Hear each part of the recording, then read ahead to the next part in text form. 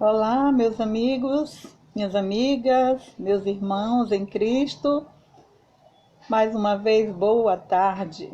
Nos vimos, há pouco instante, no texto da misericórdia que rezamos, e agora nós vamos participar da liturgia da palavra, leitura e meditação, para o dia de hoje, para o final de tarde de hoje. Sejam todos bem-vindos. Esperem que todos estejam bem, com saúde e felizes. Amém? Hoje nós temos um santo do dia para refletirmos. Vamos também falar do santo do dia. E vamos também relembrar que hoje é a primeira sexta-feira do mês de junho. Todas as primeiras sexta-feiras do mês é dedicada ao Sagrado Coração de Jesus. Então, nós temos hoje para meditar no Sagrado Coração de Jesus e também o Santo do Dia e a liturgia diária para hoje. Sejam todos bem-vindos. Bem-vinda, minha irmã Cida, que acabou de entrar. Seja bem-vinda. Que a graça e a paz do nosso Deus esteja com todos vocês neste finzinho de tarde. Paz e bem.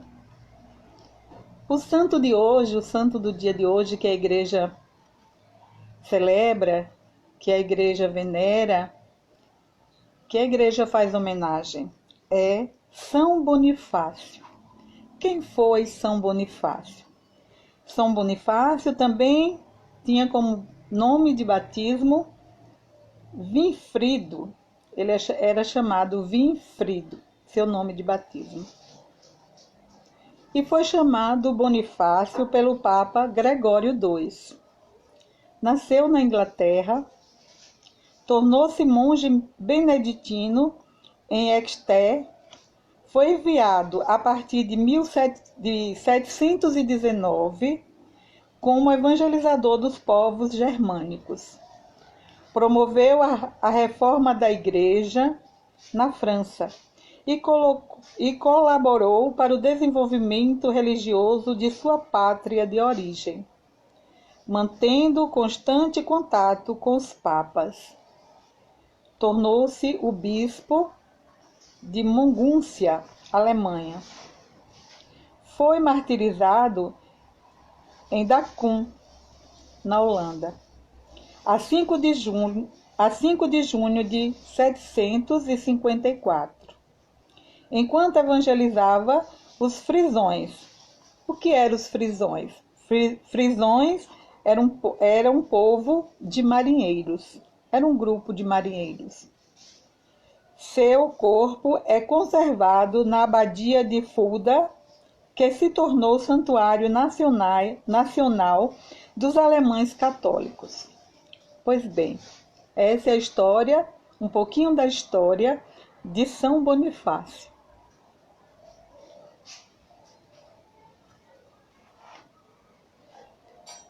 Meus irmãos, minhas irmãs, desejosos de encontrarmos em Cristo a força que nos ajuda em toda a circunstância, iniciemos nossa liturgia da palavra para a tardinha de hoje. Quero que você coloque aqui nesse momento aquela intenção que você traz aí no fundo do teu coração, para que depois desta leitura e meditação do Evangelho, Jesus possa, sim, perdoar todos os nossos pecados e derramar todas as bênçãos e graças na nossa vida. Todas as bênçãos e graças que esperamos.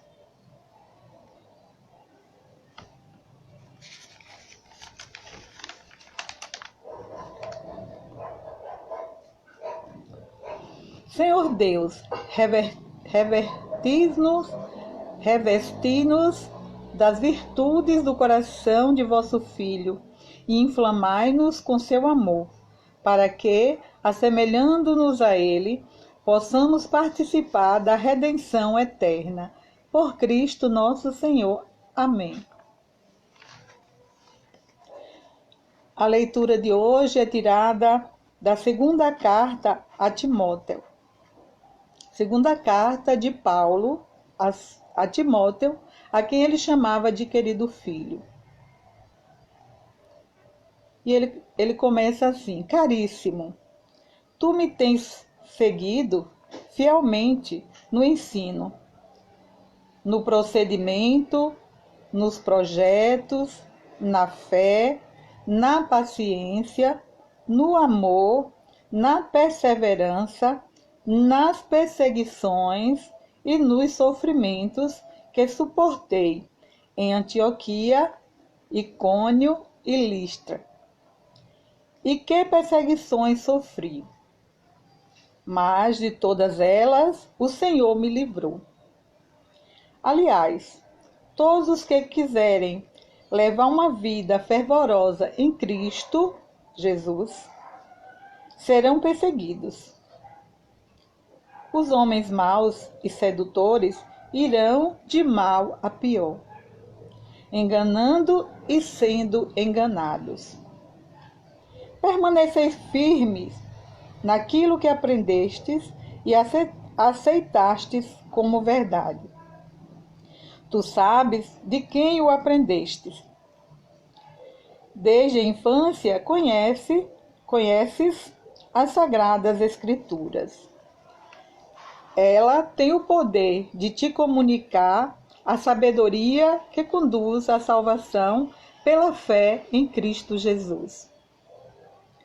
Toda a Escritura é inspirada por Deus e útil para ensinar, para argumentar, para corrigir e para educar na justiça, a fim de que o homem de Deus seja perfeito e qualificado para toda boa obra. Palavra do Senhor. Graças a Deus. O salmo que nós meditaremos agora é o Salmo 118. Os versículos 157, 160, 161, 165, 166 e a resposta está no 165A.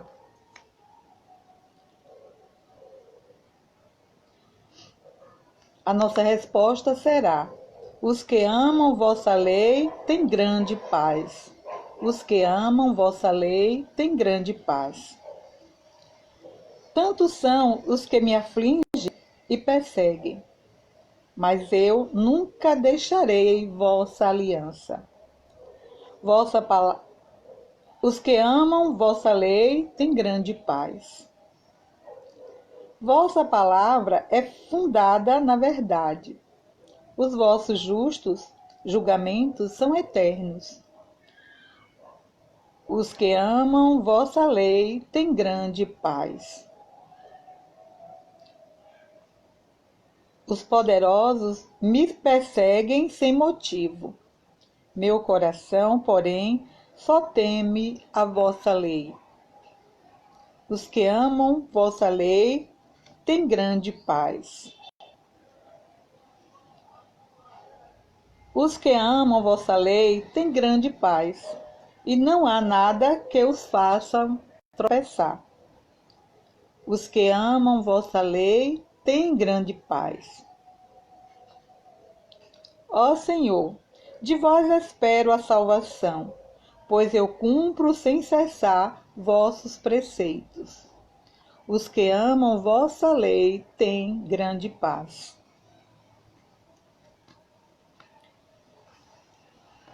O evangelho que veremos agora é o evangelho tirado do livro do evangelista João. O capítulo é 14 e o versículo é o 23.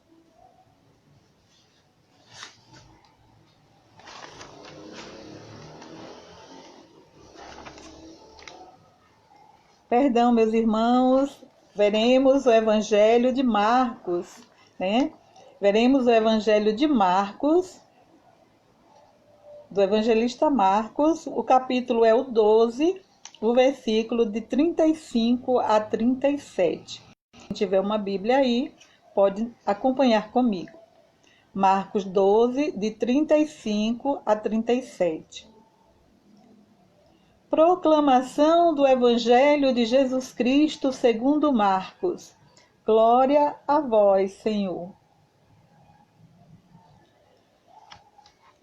Naquele tempo, Jesus ensinava no templo, dizendo: Como é que os mestres da lei dizem que o Messias é filho de Davi?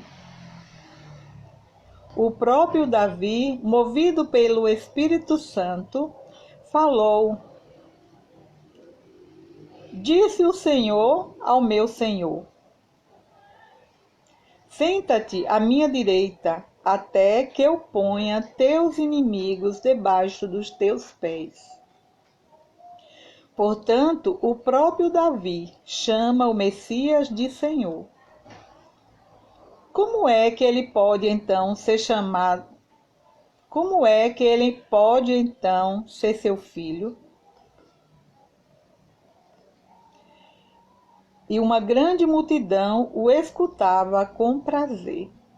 Palavra da salvação. Glória a vós, Senhor.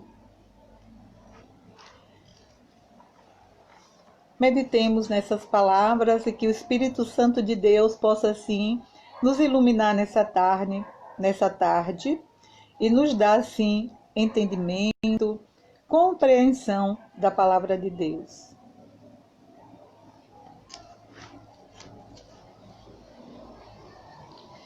Paulo dizia a Timóteo que Timóteo tinha seguido ele fielmente. A todo momento ele estava com Paulo, a todo momento Paulo estava com ele. E ele falava com Timóteo sobre tudo. Nesta carta, ele falava a Timóteo, relembrando tudo o que tinha acontecido com ele naqueles tempos, né? Naquele tempo.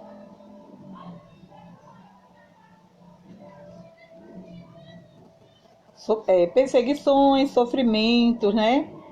Ele dizendo que suportei em todas aquelas cidades, como ele repetiu aqui, em Antioquia, em Icônio, em Listra, ele relembrando o que ele tinha sofrido nestas cidades todas. E nesse relembrar, ele dizia: mas de todas elas o Senhor me livrou. Então, meus amigos, aqui eu posso dizer que perseguidos até podemos ser, sofrimentos até podemos ter. Mas como Paulo, nós devemos dizer e confiar que de todas elas o Senhor vai nos livrar. De todas elas o Senhor vai nos livrar. Essa é a nossa fé, é a fé que nós professamos em um Deus que tudo pode. Mas de todas elas o Senhor vai me livrar. E Paulo diz para Timóteo: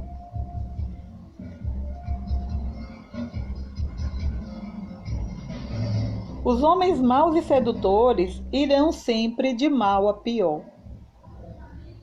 Eles enganam e são enganados. Isso não é mentira, o que a palavra de Deus está dizendo. Porque as pessoas más vão sempre de mal a pior. Vão enganando, vão sendo enganados, e aí nunca serão felizes. Porque quem engana e quem é enganado nunca vai ser feliz. E ele diz a Timóteo: permanece firme naquilo que aprendestes das Escrituras. E aceitaste como verdade. A palavra de Deus é caminho, verdade e vida. E ele diz, aceita como verdade, pois tu sabes de quem aprendestes. Ele não aprendeu de Paulo. Ele aprendeu o que Paulo dizia sobre a palavra de Deus, sobre as Escrituras. Então, ele aprendeu do próprio Deus, que é autor das Escrituras. Ele diz que as Escrituras, ela tem o poder de te comunicar a sabedoria que conduz à salvação pela fé em Cristo Jesus. A salvação só vem pelo conhecimento da palavra e pela fé em Cristo Jesus. De outro modo, de outra forma, está bem difícil de chegar até nós esta salvação. E ele diz: toda a Escritura é inspirada por Deus. Ela é útil para ensinar, é útil para argumentar, é útil para corrigir, é útil para educar na justiça, a fim de que todo homem seja perfeito. Deus quer que todos nós, homens e mulheres, sejamos perfeitos. Como ele diz em outra parte, em outro momento: sedes perfeitos como eu e o Pai somos perfeitos. Então, meus irmãos, aqui nós estamos assim meditando um pouquinho nessa tarde sobre essas Escrituras e sobre o que é que ela quer para nós, o que é que ela nos ensina, o que é que ela tem para a gente aprender, para assim podermos melhorar a nossa vida, melhorar a vida dos nossos familiares, melhorar a vida dos nossos vizinhos, daquelas pessoas que se relacionam conosco. E procuremos ser perfeito como Deus é perfeito. Claro que a perfeição, para chegar à perfeição de Deus é bem difícil, mas a gente vai caminhar nessa estrada em busca de perfeição. Se não 100%, mas uma boa porcentagem de perfeição sempre faz bem, porque aqueles que buscam as maldades, as imperfeições, esses, Paulo já disse, esses vão de mal a pior. O Evangelho, tem também palavras lindas, maravilhosas, importantes, eu diria importantes para a nossa vida.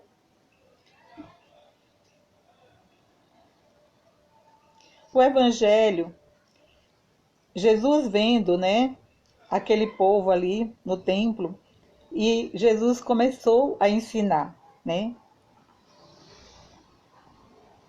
Como é que os mestres da lei dizem que o Messias é filho de Davi? Ora só, ora bem. Olha, veja, observem bem essa pergunta de Jesus. Vou repetir. Como é que os mestres da lei dizem que o Messias é filho de Davi? Justamente eles que estavam com a Torá, com os livros, da lei, a lei de Moisés nas mãos, eles que se diziam doutores da lei, porque eles eram os mais estudados da época, tinham mais conhecimento sobre as escrituras daquela época, E eles afirmavam que o Messias era filho de Davi, que Jesus não era o Messias, porque Jesus não era filho de Davi. E nós católicos vemos em uma outra parte das escrituras, dos evangelhos, que aquele homem que estava à beira da estrada, cego de nascença, sofrendo de cegueira, vendo que Jesus se aproximava, passava pelaquela estrada onde ele se encontrava, a gente viu, leu, aprendeu, ouviu sempre dizer que aquele cego, ele falava assim: Jesus, filho de Davi, tenha misericórdia de mim. Cada vez mais que ele via a multidão, o barulho das pessoas que vinham com Jesus, os apóstolos, os seguidores de Jesus se aproximando por causa do barulho, porque ele não estava enxergando, ele era cego, mas ele que tinha ouvido falar que Jesus fazia milagres, que Jesus era uma pessoa que curava, ele gritou: Jesus, filho de Davi. Quando Jesus fez aquela pergunta, por que é que os mestres da lei diziam que o Messias é filho de Davi, e eles achavam que Jesus não era o Messias, porque para eles Jesus não era descendente de Davi. Diz o Evangelho, pois o próprio Davi, movido pelo Espírito Santo, falou. Davi, cheio do Espírito Santo, falou: Disse o Senhor ao meu Senhor. Disse o Senhor ao meu Senhor. Que dois senhores são esses? O Senhor ao meu Senhor. Disse o Senhor Deus ao meu Senhor Jesus Cristo. O que foi que Davi disse que o Senhor disse ao seu Senhor? Senta-te à minha direita até que eu ponha teus inimigos debaixo dos meus pés. O Senhor Deus disse ao Senhor Jesus Cristo que ele sentasse à direita dele até que ele pusesse todos os inimigos de Deus, todos os seus inimigos, debaixo dos teus pés, ou seja, debaixo dos pés de Jesus. E que debaixo dos pés de Jesus é este? A gente, meditando aqui nessa palavra, eu vou relembrar aqui um fato, né, de uma pessoa que morreu debaixo dos pés de alguém nesses últimos dias. Embaixo, não exatamente dos pés, mas do joelho, que foi aquele caso daquele homem negro, né, que o policial ajoelhou em cima do seu pescoço para ali ficar até que ele não teve mais ar para respirar, estava sendo impedido e morreu, né? Então, assim, ali a gente viu alguém que colocou outro alguém embaixo dos seus pés, né? E nessa passagem aqui da Escritura, o Senhor disse ao meu Senhor: senta-te à minha direita até que eu ponha teus inimigos debaixo dos teus pés. Então, assim, o que quer dizer para nós com isso? É que Deus vai deixar Jesus ali, sentado à direita dele, de lá fazendo, né, governando o mundo, administrando o mundo, até que Deus coloque aqueles que são inimigos de Jesus debaixo dos seus pés. Como dizia meus avós, né, debaixo do pé significa ali, ó, é como se fosse assim, você está segurando na corda, na ponta da corda, e ele está ali amarrado pelo pescoço e ele não pode ir a lugar nenhum, embaixo dos pés. Então, eu diria que embaixo dos pés ficaria alguém que não teria chance mais de vida, que não teria chance de sair dali, que não teria mais como força para mais nada, né? Então, eu acredito muito que o mundo está caminhando para que Deus possa colocar todos os inimigos do seu Filho Jesus debaixo do seu pé, debaixo dos seus pés. Tem que chegar ao que Deus quer, ao que Jesus Cristo quer. A gente vê nos eventos que acontecem, que as pessoas podem dizer, são coisas da natureza, são coisas, né? A natureza está pedindo contas, a natureza está querendo que o homem dê conta daquilo que ele destruiu. Sim, pode ser, sim. Mas eu vejo também como uma ação de Deus que quer colocar todos embaixo dos seus pés. As pessoas têm que se chegarem a Deus, ou de um modo ou de outro, seja pelo amor a Deus, ou seja pela dor que vão enfrentar. Eu vejo dessa forma, não posso dizer de outra maneira. Se eu estiver errada, que vocês comentem, falem, expressem de outra forma, mas dentro do meu coração eu vejo colocar os inimigos de Jesus debaixo dos pés de Jesus. E como tem gente aí inimiga de Deus, inimiga de Jesus Cristo ainda, muito, muito mesmo. Não sou melhor do que eles. Talvez esteja fazendo igual. Talvez eu esteja aqui pregando e fazendo o contrário do que eu estou pregando. Talvez eu não esteja vivendo, mas eu quero dizer para vocês que eu estou buscando o máximo me corrigir, o máximo me achegar a Deus, o máximo chegar a Jesus Cristo, me achegar a Jesus Cristo. Portanto, o próprio Davi chama o Messias de Senhor. Como é que ele então pode ser seu filho? Eis aqui uma outra pergunta. Se Davi, movido pelo Espírito Santo, chamou o Senhor, o Messias, de seu Senhor, Como é que ele pode ser seu filho, né? Se fosse filho, ele não chamaria de Senhor. Mas aqui eu volto, meus irmãos, a explicar uma coisinha que por detrás dessa frase pode ser que esteja assim algo encoberto que a gente talvez não entendeu ainda. Quando o cego de nascença grita, né, ao ver Jesus passar: Jesus, filho de Davi, tende piedade de mim. E ele gritou por 3 vezes. E Jesus falou com aquele povo que iria parar e ia ver o que aquele homem realmente tinha. Por que será que Jesus, hoje, nós também, católicos, chamamos assim? Jesus, filho de Davi.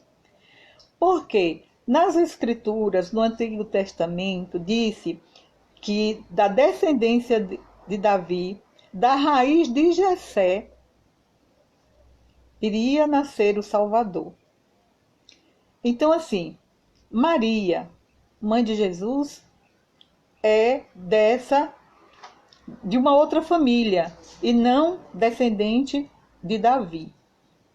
Quem é descendente de Davi é São José, ou seja, José, que era e é pai adotivo de Jesus.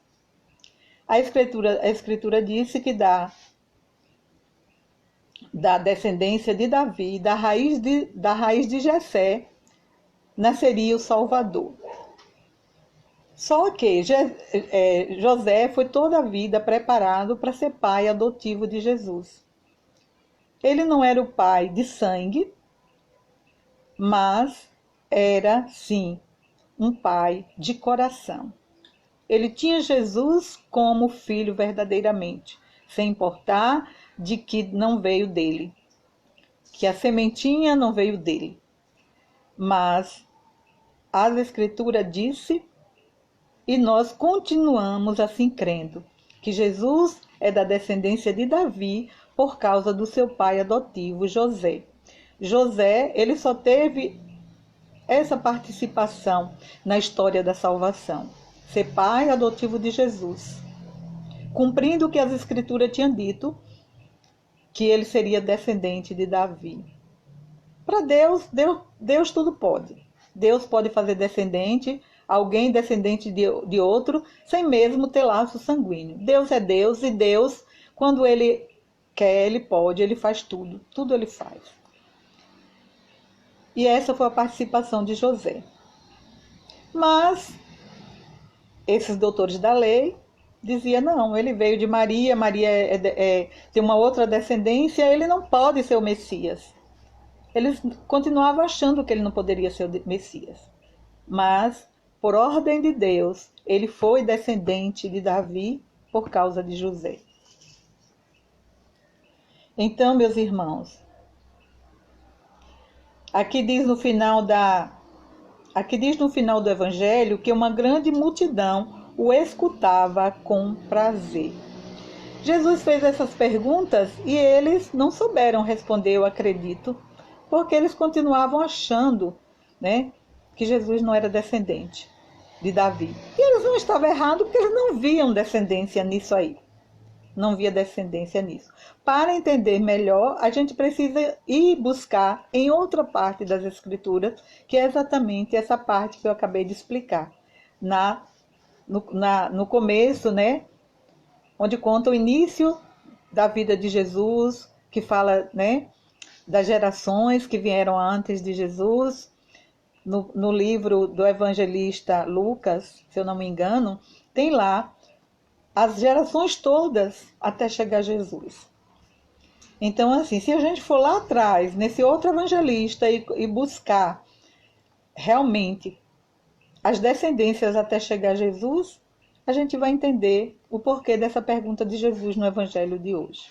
Amém? Louvado seja nosso Senhor Jesus Cristo, para sempre seja Deus louvado, e que o Espírito Santo continue nos dando discernimento, e que a gente possa cada dia mais se aprofundar na Santa Palavra de Deus, nas Escrituras, porque, como diz Paulo, ela é apropriada para nos comunicar a sabedoria e nos conduzir à salvação. Amém. Gostaria que você me ajudasse a fazer as preces, né? A ler as preces, a fazer esses pedidos que já estão aqui programados. Mas que também você aí do outro lado, junto comigo, vá fazendo a Deus os seus pedidos nessa hora.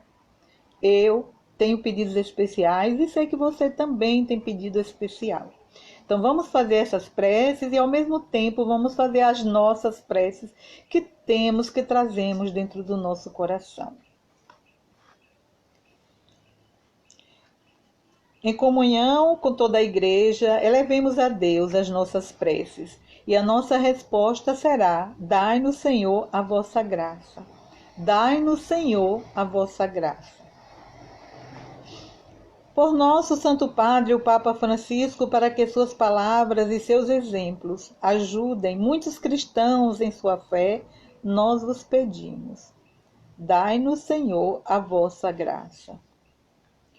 Pelos cristãos perseguidos ao redor do mundo, para que o seu testemunho reforce a fé daqueles que não padecem perseguição, nós vos pedimos. Dai-nos, Senhor, a vossa graça.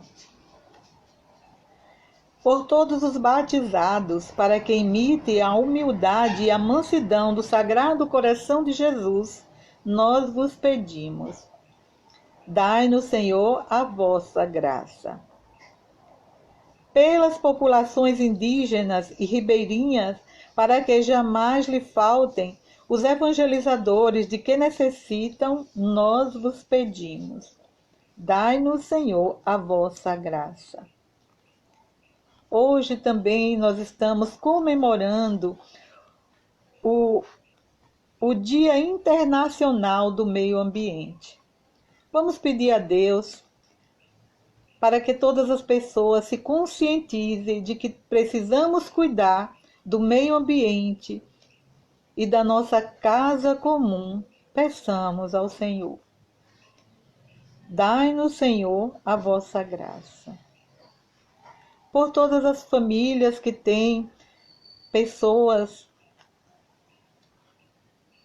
infectadas por esse vírus, para que elas possam ser fortes, para que elas possam ter paz no seus corações, ter paciência, para esperar a cura dos seus entes queridos. Que Deus derrame na vida dessas famílias o amor, o seu amor, a sua misericórdia e a sua graça, nós vos pedimos. Dai-nos, Senhor, a vossa graça.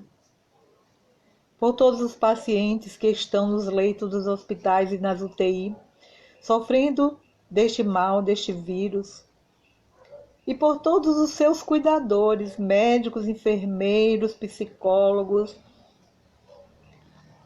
atendentes de enfermagem, enfermeiros, nós vos pedimos, Senhor, derrama a tua graça e a tua bênção e derrama a cura para todos eles. Nós vos pedimos. Dai-nos, Senhor, a vossa graça.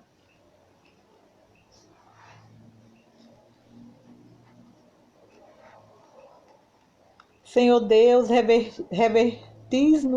revesti-nos das virtudes do coração de vosso Filho e inflamai-nos com seu amor para que, nos assemelhando a Ele, possamos participar da redenção eterna. Por Cristo nosso Senhor. Amém. Rezemos todos juntos a oração que o próprio Jesus nos ensinou. Pai nosso que estais nos céus, santificado seja o vosso nome. Venha a nós o vosso reino, seja feita a vossa vontade, assim na terra como no céu. O pão nosso de cada dia nos dai hoje. Perdoai as nossas ofensas, assim como nós perdoamos a quem nos tem ofendido. E não nos deixeis cair em tentação, mas livra-nos do mal. Amém. Ave Maria, cheia de graça, o Senhor é convosco. Bendita sois vós entre as mulheres, e bendito é o fruto do vosso ventre, Jesus. Santa Maria, Mãe de Deus, rogai por nós, pecadores, agora, nesta hora de pandemia, e na hora da nossa morte. Amém. Louvado seja nosso Senhor Jesus Cristo, para sempre seja Deus louvado. Muito obrigada a todos, muito obrigada a minha irmã que participou comigo, minha irmã fiel, fiel à palavra de Deus, fiel aos nossos encontros, uma amiga que eu ainda não conheço, mas se Deus quiser um dia conhecerei. Muito obrigada, Cida Oliveira, muito obrigada a você, desde o começo está comigo. Agradeço também a todos vocês que vão assistir esse vídeo em um momento depois, até o fim, que vocês terão paciência de assistir esse vídeo, ou por curiosidade, ou por amor a Deus, ou por vontade de ouvir mais a palavra de Deus. Muito obrigada a todos que vão ouvir esse vídeo até o fim, que vão assistir esse vídeo até o fim. Que Jesus derrame muitas bênçãos e graças na vida de todos vocês, e que Ele vos proteja de todo mal e desta pandemia. A todos eu desejo uma boa noite, que Jesus e Maria vos acompanhem. Estivemos aqui em oração em nome do Pai, do Filho e do Espírito Santo. Amém.